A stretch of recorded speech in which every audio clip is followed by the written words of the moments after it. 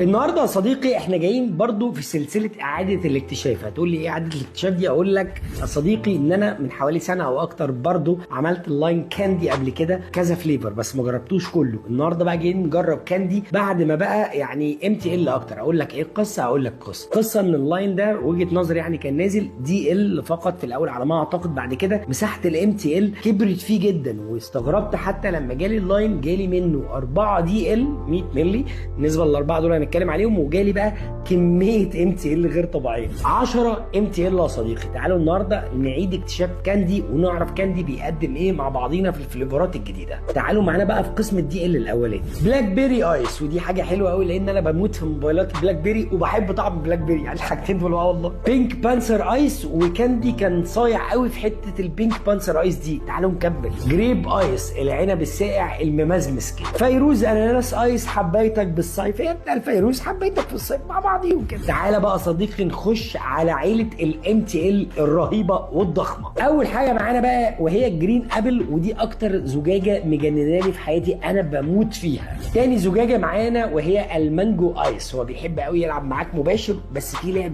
احلى من المباشر. اتقل.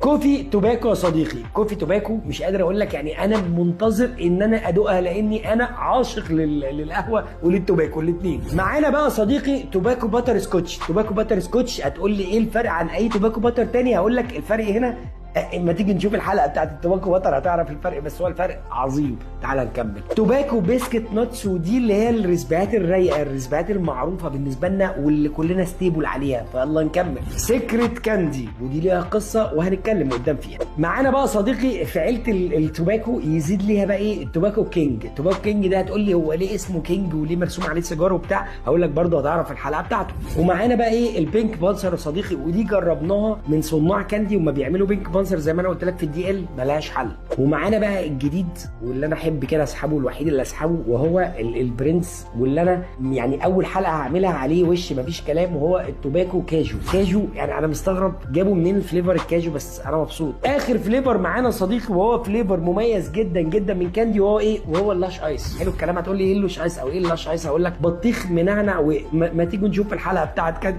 انا النهارده قلب ابراهيم نصر والله. انا مبسوط، انا مبسوط من نفسي، انا فرحان من نفسي، وهخرج نفسي وابسط نفسي واجيب فينو وارجع لابويا. السلام عليكم.